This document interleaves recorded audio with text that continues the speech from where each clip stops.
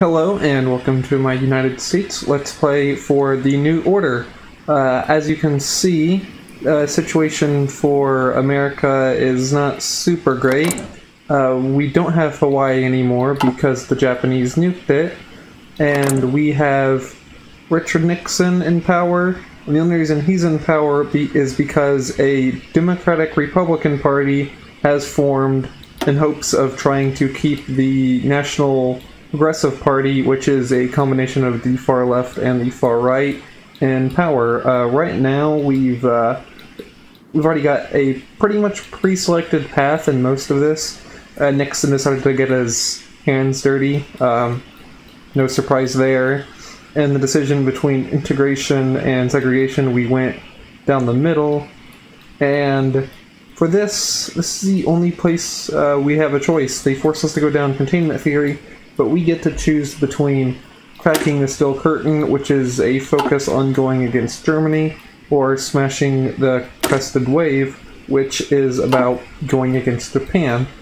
I think, personally, we're going to be going down here, because our first goal should be to reclaim the land that we've lost, and, well, Japan has Hawaii.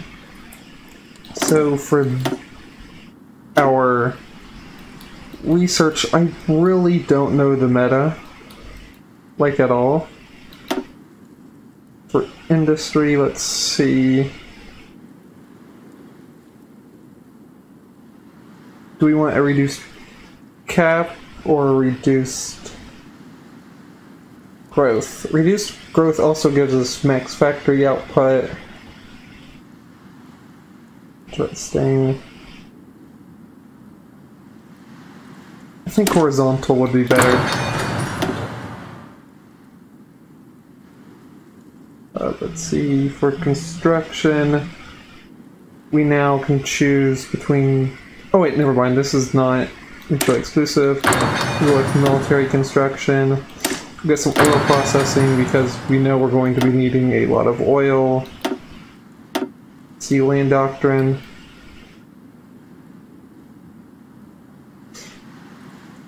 I think I want to actually go maneuver warfare. The reason for that is we kind of have a bunch of motorized. Here, we'll pull it up. Our infantry division is using motorized infantry, while our armored division is still using motorized stuff. So, big focus is going to be on global warfare. So we have free civilians. We'll start with building up more civilian economy. We actually have a pretty good economy starting off. After that, we'll probably build a few militaries. Let's get stuff started.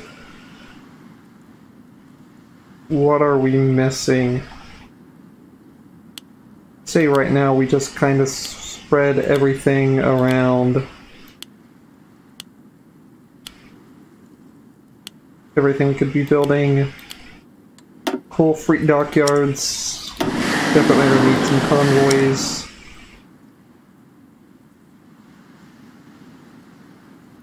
Let's see. What do we want to build? Some battleships? Beta variant.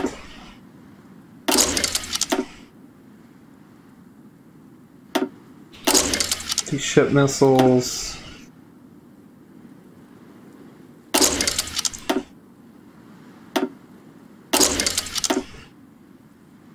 I don't know exactly what's best here.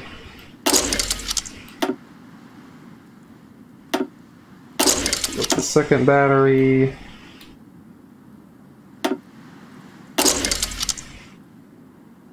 Alright, we're definitely going to... Oh wow, we got a lot of ships. Alright, we'll just assign everyone.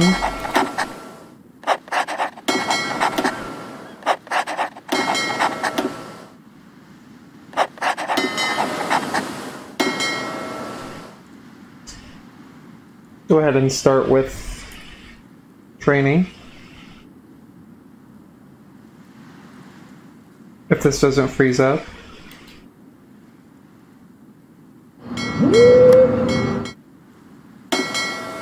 Yeah, we'll just get you training.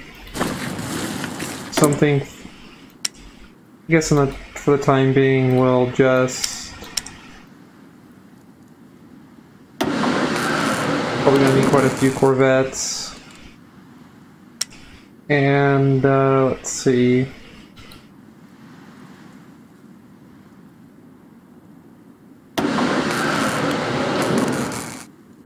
Some of it... Finish off with some really small ship. Actually, some submarines. Bunch of submarines. Divisions in basic training will be building armored as well as infantry. Now with that done, we can trade for chromium. Start with trading with Cuba, and we'll get started.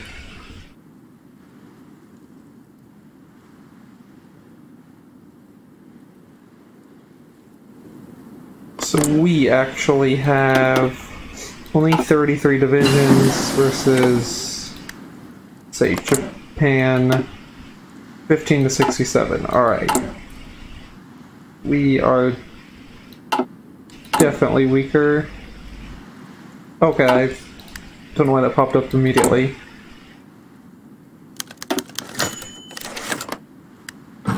Okay, so voting...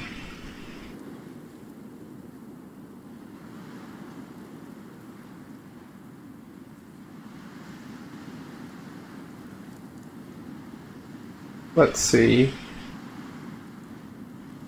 So we want as much light blue as possible. The end of the missile crisis. For the past several weeks, the United States has been embroiled in a crisis with Japan. Our former jewel in the Pacific, Hawaii, has been turned into a staging point for Japanese medium-range ballistic missiles, which were discovered by a CIA U-2C spy plane not long ago. Recent standoff between the U.S. and First Fleet and the IJN. Vice President Kennedy approached the Empire with an offer. The United States would move its own RBMs from Australia in return for the Japanese to do the same in Hawaii. After several rounds of tense negotiations, this offer was accepted, despite the urging of the Joint Chief, who urged that it would be a perfect time to reclaim America's lost territory.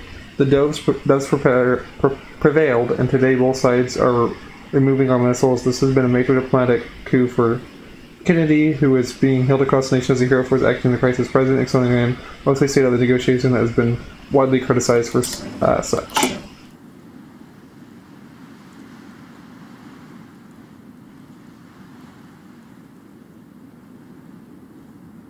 Alright, let's see. Congressional... Okay, not much we can do here, really.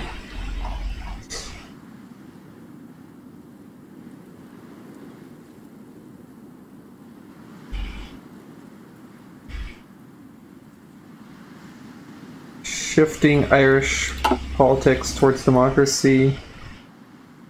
Who's in charge right now? Authoritarian democracy, members of the Unity Pact. Alright. German moon landing. Germany today proudly announced to the world that a German was the first ever to step on the moon.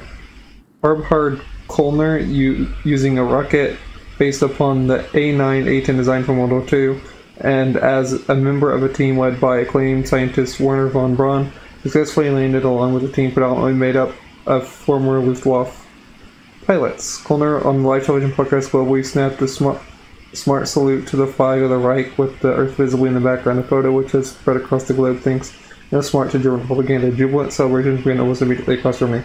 Already President Nixon was publicly vowed that the race shall continue and that NASA is already making preparations for a permanent human presence upon the moon in the form of a lunar colony. The President's announcement was quickly followed by one from Japan whose stated they will land on Mars. Despite the President's insistence that the race is not over, the American public has taken the news poorly. Although America managed to get the first astronaut in space, public confidence in space programs is at an all-time low. There's fewer Americans than ever look to the night sky with a sense of exportive awe.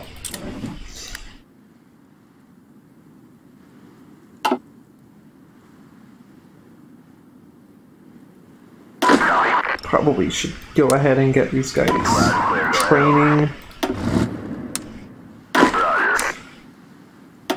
We got divided right now into two armies. mostly of infantry and tanks, then one of a fast mobile troop, and then some wing divisions. Right, an assassin strikes at Hitler.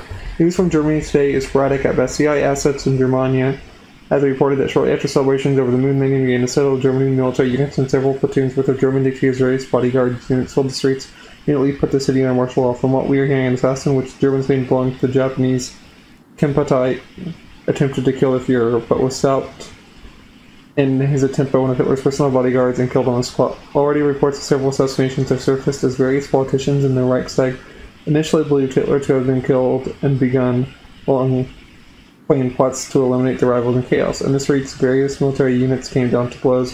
Various units ordered one another to stand down, and the chain of command is broken. The situation has begun to recover. Martial law is on effect in Germany. Suddenly, the right seems much weaker. In Washington, this raises the question: how can the Germans maintain their new world order when they can barely handle themselves? We have got a lot of debt. Okay. Stellar dreams.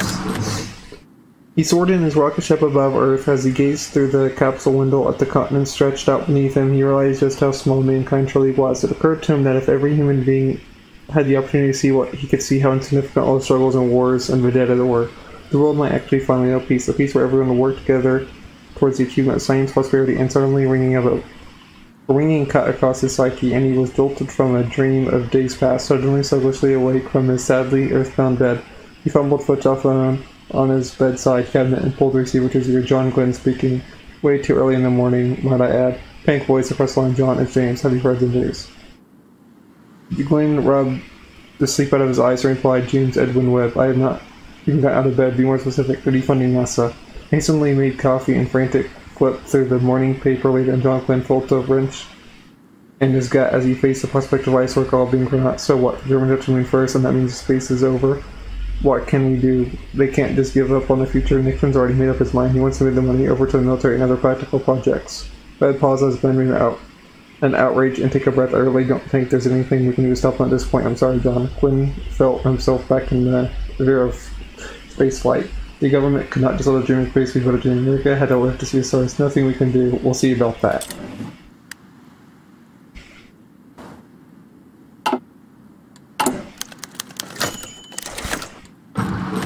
Alright. Class 3 Senate election season. The United States is once again gearing up for the election season as per the Constitution. All the seats in the House of Representatives and a third of the Senate seats will be up for President November, along with innumerable state and local races across the nation.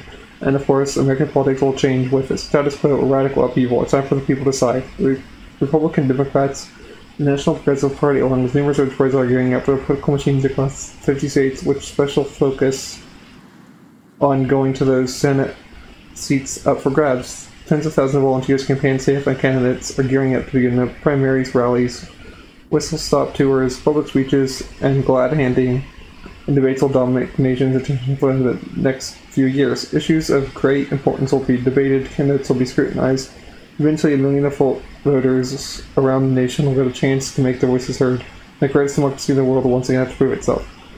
What can keep America strong and free? Vote R&D. We're fighting for you and me. Help elect the MPP. So what I want to do for this series is to be as good as possible while also trying to focus on retaking our lands. I think that would probably be the MPP, because that would also probably be the people more supportive of desegregation and stuff like that, while also having the more extreme people focusing on retaking our lands. So I'm not for sure if this is the correct decision for what I want to do. I'm going to go with fighting for you and me, help elect the MPP.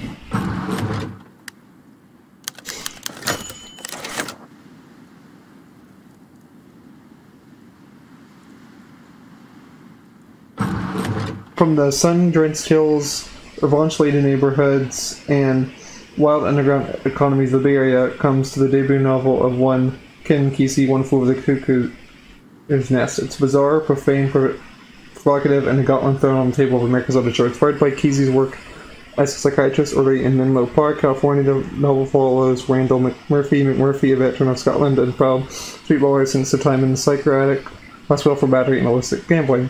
There he meets a number of characters, including the novel's narrator, Chief, Rodman, and tyrannical head nurse, Nurse Ratched.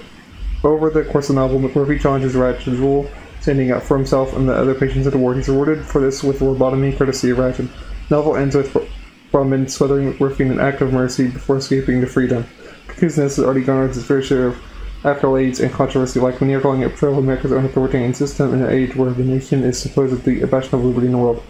Hollywood star Kirk Douglas is rumored to be sneaking the adaptation rights, while schools across the country are rumored to be banning it. It's so crazy, I'll plan to vote for Eisenhower again this November. Protests in Birmingham. The civil rights movement is reaching its crescendo. All across America, there are protests, rallies, and riots caused by civil rights activists, and they get worse by the month. Just this week, a massive march was held in Birmingham, Alabama, the heart of the segregationist South, with tens of thousands of activists, white and black alike, calling for equal rights. Although its civil, local police chief Eugene Bull Connor could deploy the riot police and set dogs loose on the protesters. The peaceful march turned into a running battle on the streets between police and activists. This event has been widely televised across the nation. The average American shocked by police brutality on display in Birmingham. Many of the more liberal news sources across the United States have likened the events in Alabama to those in Germany decades ago, citing police brutality and the expression of activists to draw parallels with the Nazi regime. Worrying.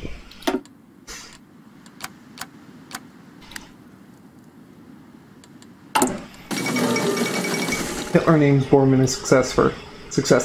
Following the recent attempt at German Führer's life by a suspected Chempartei agent, pressure upon the Führer to name an official successor and for Reichstag to formally recognize the choice has been steadily building. After almost a week of debate and speculation, Adolf Hitler has appeared on live television from the Reichstag and announced that Reich and his successor would be Martin Bormann. Considering the most likely choice, decision has been welcomed by moderate and conservative elements of Germany, although liberals and some elements of the military have expressed concern. With Bormann's commitment to staying the course of Nazism, only violent reforms Speer, Göring, and Heydrich have criticized the choice as being certain to drive the Reich into an early grave.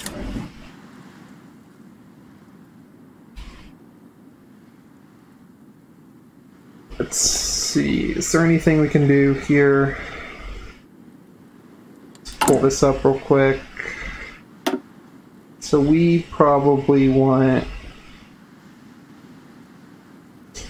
go for Florida.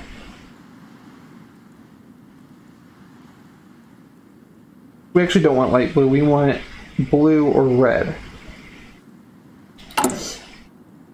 Preferably red. We'll go campaign and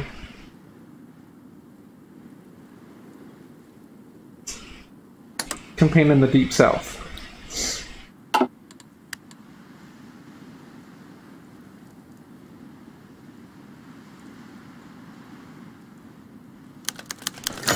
Counter-protests in Birmingham.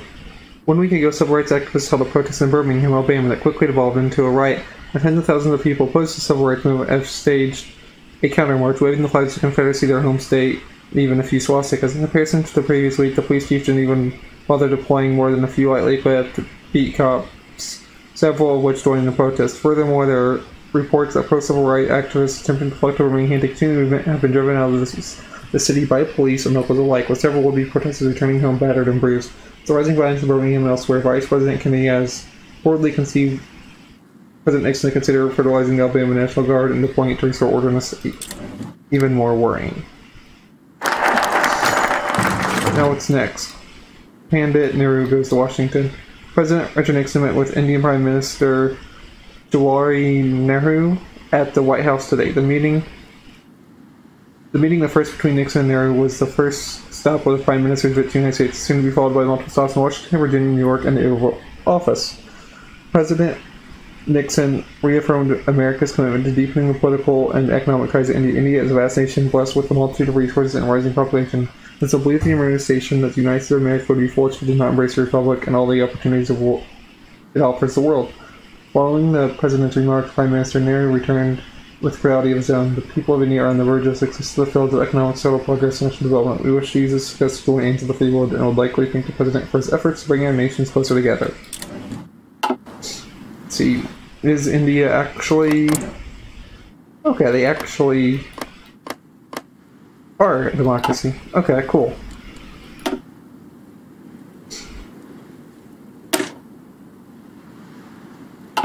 see, the Indian subcontinent. We'll go with the Indian subcontinent.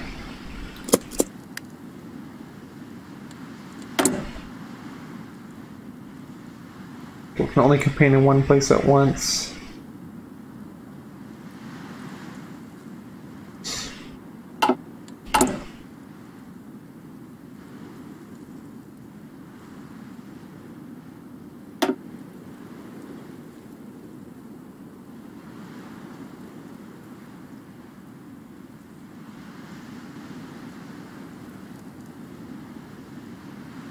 See, what were the Yaquis?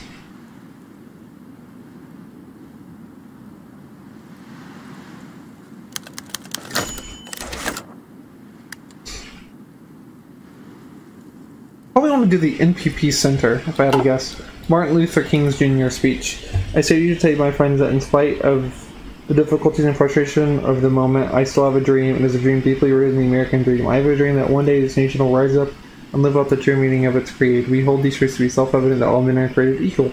I have a dream that one day on the red soil of Georgia, the sons of former slaves and the sons of former slave owners will be able to sit down together at the table of brotherhood. I have a dream that one day even the state of Mississippi, a desert state sweltering in the heat of injustice and oppression, will be transformed into an oasis of freedom and justice. I have a dream that my 4 children will one day live in a nation where they will not be judged by the color of their skin, but by the content of their character. I have a dream today. On the steps of Lincoln Memorial, prominent civil rights leader Martin Luther King Jr. gave a speech to a grand crowd of over 250,000 people. His words have already spread across the country like wildfires. Men and women, black and white, alike spread a new slogan, I have a dream.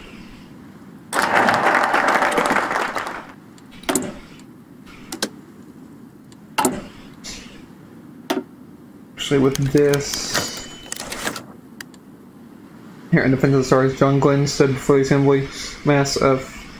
an assembled mass of scientists, engineers, and science enthusiasts and journalists. He had already spoken with a few people and shared their frustration at NASA's situation, talked about his experiences as an astronaut, and even signed a couple of autographs. Now he's needed to make a big splash. I had just been having a pleasant dream about my last mission when my good friend James woke me with the news. I was distraught, to say the least, to know that the government was giving up on the future of space travel, partly because the thought of never going up there myself again is something to consider, but that's not the only reason. By ending our involvement in space, President Nixon has given up. He has accepted stagnation and decline, abandoning the stars to fascist powers. He says we lost the space race, but as long as the stars still shine, space will never be lost. I implore that the President reconsider his options. The future of America and the human species as a whole lies above us. 20 minutes later, Glenn made his closing remarks. I was greeted with gracious applause. He felt satisfied that his words had hit their mark, and with so many journalists and attendants, small favors would carry him even further still. Yet he had felt defeated. His words alone would not be enough to save NASA. If America's space travel was to have a future, he would need a voice to represent knowledge of power. John Glenn had never been one for politics, but he thought of it. He raised his political office may be the best course of seeing his dream fulfilled. As he drove home, he recalled that Ohio's governorship was up for election in a few months. It's almost crazy thought, and yet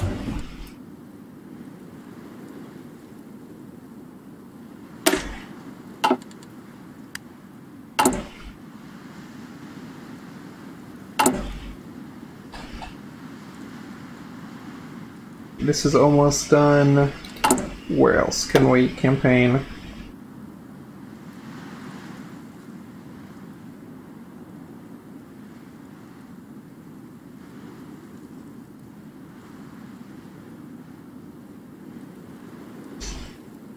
We'll actually see how this changes real quick. We probably want to see if we need a campaign in the south anymore. Solid NPP campaign. The results of our most recent regional campaign have been generally positive. Fundraising and cash on hand are meeting our most positive expectation. Meanwhile, our candidates are performing well in the polls. Generally avoided making gaffes and unforced errors while on the campaign trail. We should be in a good position to see these numbers come November. Now let's see.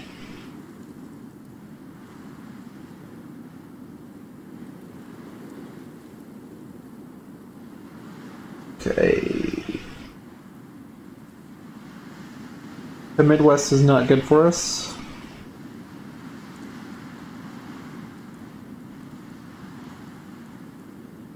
New England wouldn't be a bad idea.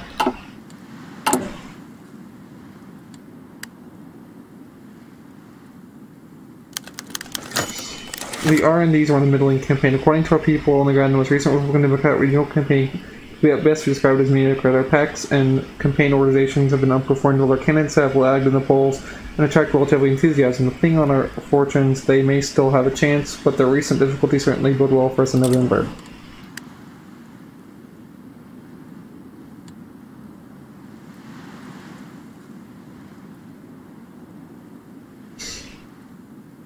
I think it's on cooldown until that's over? Okay.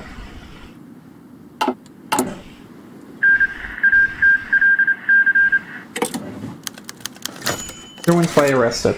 According to his landlord, Joseph Greenberg was a rather unassuming fellow. He paid his rent on time, never made any noise, complaints, and always helped old Miss Connors carry her groceries up the stairs. In reality, it was all a cover. Something the landlord learned that she opened Greenberg's empty apartment to the sight of piles of surveillance equipment and folders which was took a stamped upon them. Thinking quickly, she called the police, who in turn informed the FBI and arrested Greenberg this morning as he left for work. Joseph Greenberg was revealed to actually be Joseph Hansen, an agent for the German upper, ironically disguised as a Jewish American. His mission was to secure a job at Bell Telephone, study their communications infrastructure, identify flaws for the insertion of wiretaps and other espionage methods. Even more concerning was the phone book had the telephone number of several local MPP politicians inside, and it seemed he was trying to contact the party's French elements, including the fascist agitator Francis Parker Yaki. Charges for violation of the espionage acts are already being brought against him, though he will likely end up being simply deported back to Germany rather than facing long prison terms in the United States.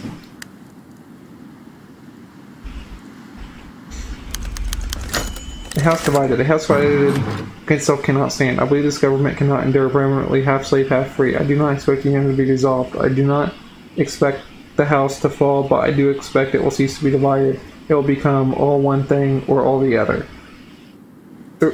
Though the institutional slavery was formed out at the end of the Civil War by the 13th Amendment, a failed Reconstruction and decades of Jim Crow ensured that the issue of race would not or could not be solved. As the divides within the Republican Democrat Party grew, debates turned to fights and friends turned to enemies. The truth only became clearer and clearer. The party at its hands cannot be saved, yet there is still time to act. America must once again reckon with the issues of race. Be it through words or war, we can only pray for less blood to be shed this time around, for the fate of the world rests upon his near divided house. Party splits.